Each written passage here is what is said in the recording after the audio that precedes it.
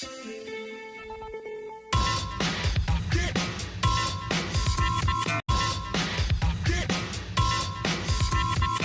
accueillons un voisin qui est à Lomé, au Togo. Bonjour Kokou Adjedo-Oda. Bonjour. Bonjour. Bonjour. Kokou Adjedo-Oda, vous avez 29 ans, vous êtes pharmacien, vous êtes diplômé au Togo, vous avez d'ailleurs votre propre officine. Vous nourrissez un projet en tête depuis vos études de pharmacie, donc depuis un petit moment, c'est de créer une centrale d'achat de médicaments. Expliquez-nous Kokou. La centrale d'achat de médicaments que j'ambitionne de mettre en place au Togo, c'est dénommé dans notre jargon grossiste dépositaire. En fait, ça consiste à acheter des médicaments auprès des fabricants qui peuvent être en Inde, en Asie ou en Europe et à les distribuer ici, localement, en Afrique, au Togo ou dans les autres pays africains.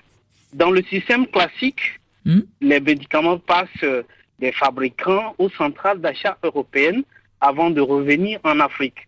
Ce qui fait que les médicaments reviennent plus chers. Mais nous voulons directement prendre des médicaments à partir des fabricants et les distribuer en Afrique.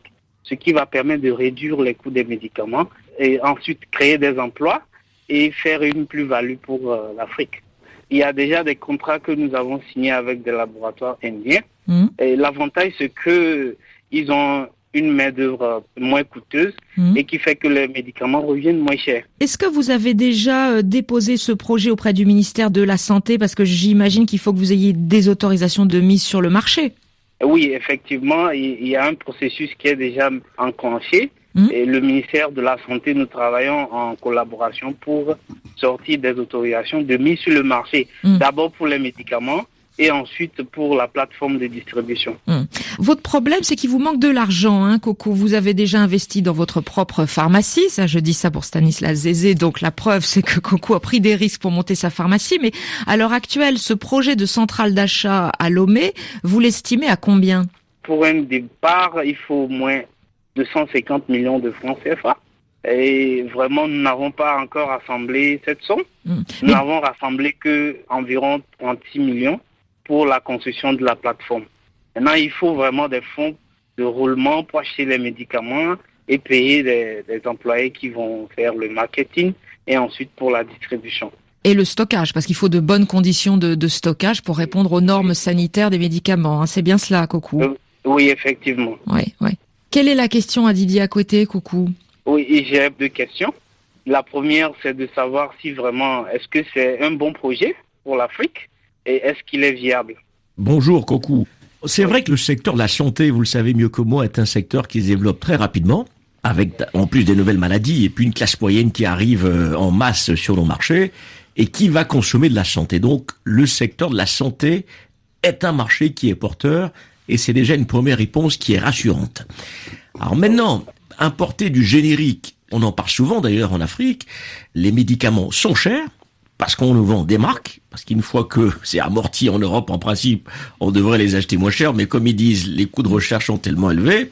Mais en tout cas, pour faciliter l'accès du plus grand nombre à la santé, on est certainement obligé d'utiliser de plus en plus de génériques et surtout de produire localement. Et c'est ça un des challenges. Dans un premier temps, faire la distribution de génériques, c'est une bonne idée, si vous, bien sûr, vous obtenez toutes les autorisations. Mais à terme, c'est produire en Afrique, parce qu'une fois que les molécules sont tombées dans le domaine public, mais vous savez ça mieux que moi, le coût est marginal, et c'est ce que les Indiens font à merveille, même copient des molécules existantes pour les faire revenir à des coûts extrêmement bas pour soigner leur milliard d'habitants. Mais là, c'est pas le projet. Là, c'est un projet de centrale d'achat de médicaments. En fait, notre politique, c'est d'abord asseoir un bon système de distribution et, disons, apprivoiser le marché, faire des revenus avant de mettre en place une usine de production. En fait, c'est dans nos visions. Oui, en fait, j'anticipais un peu votre vision sans le savoir pour dire effectivement que c'est un projet intéressant parce qu'il y a un marché, il faut baisser le coût d'accès à la santé, et il faut effectivement arriver à un moment donné à produire localement, y compris à favoriser la recherche. Donc à la première question, je pense que c'est un bon projet, en tout cas en tant que consommateur, et quand je regarde les marchés évoluer en Afrique. Ouais, Stanislas Dézé, qu'est-ce que vous en pensez de la présentation de Coco, 29 ans, pharmacien, qui a envie de créer la centrale d'achat de médicaments à Lomé, et donc de court-circuiter une centrale d'achat en Europe, hein. En tant qu'agent de notation financière, je trouve que c'est un très bon projet. Ceci dit, ce que la banque va regarder, c'est-à-dire déjà, Coco a son actif le fait qu'il soit pharmacien, donc à un certain niveau qui rassure les banques, qu'il a déjà une pharmacie. C'est aussi un autre garant très intéressant.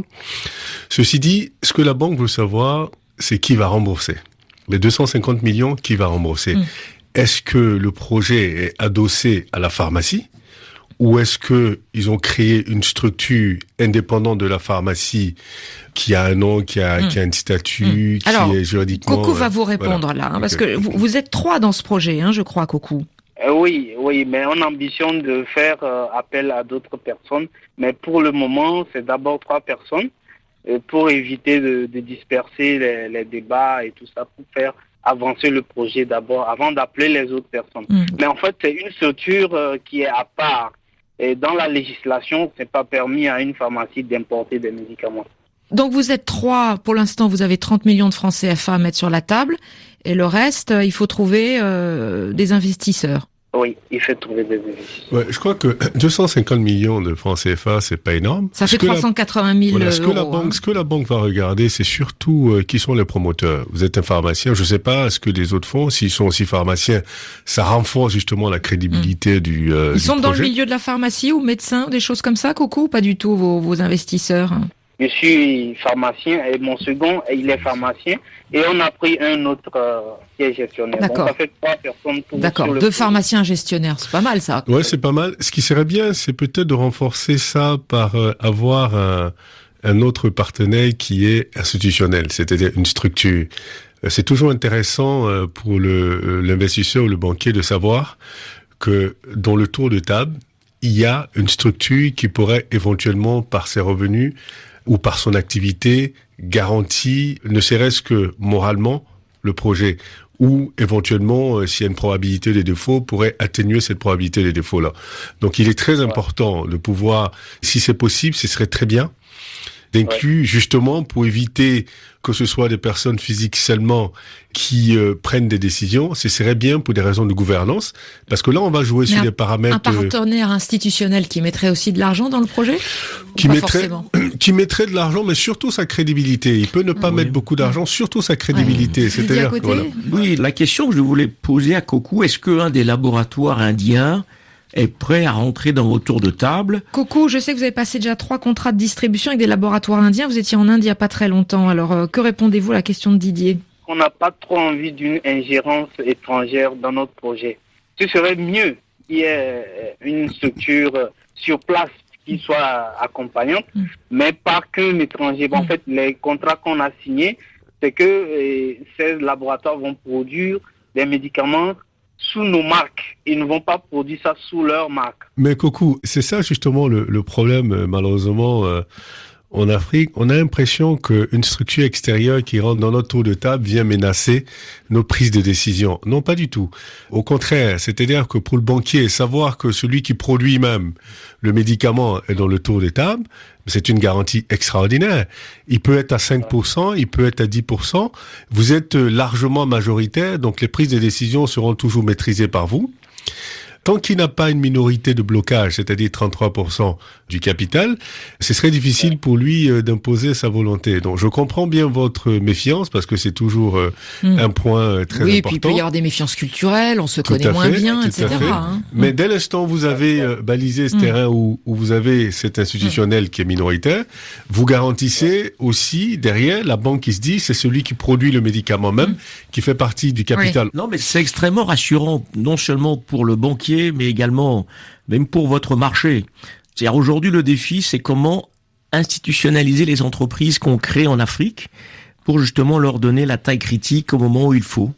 Et je comprends toujours le créateur, le promoteur au début d'aller chercher quelqu'un qu'on ne connaît pas, qui en plus produit vos produits.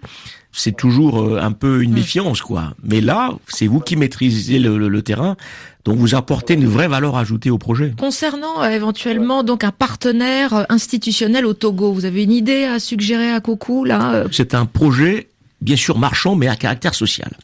Donc, s'il va voir des institutions comme la BOAD, basée à Lomé, la Banque Ouest Africaine de Développement, et d'autres institutions publiques dont la mission, justement, est de soutenir le développement des pays, et sans santé, il n'y a pas de développement, la BOAD pourrait tout à fait regarder et avoir peut-être un petit guichet, ou même une subvention, le président, s'il m'entend dire ça, va peut-être dire à Didier, il est en train de me chercher de trouver des histoires. Christian Ardevenant, je ne te veux pas d'histoire. Mais c'est des institutions comme celle-là qui peuvent aussi appuyer ou aider. Kokou Adjeoda. Surtout, on veut avoir de vos nouvelles dans quelques mois. Vous reviendrez à l'antenne d'ici 6 mois, 1 an. On veut savoir où vous en êtes. Et c'est clair qu'il y a un avenir. Ils vous l'ont dit tous les deux, Didier à côté, Stanislas Zézé. Un avenir pour le marché du médicament au Togo et pas seulement, sur le continent africain.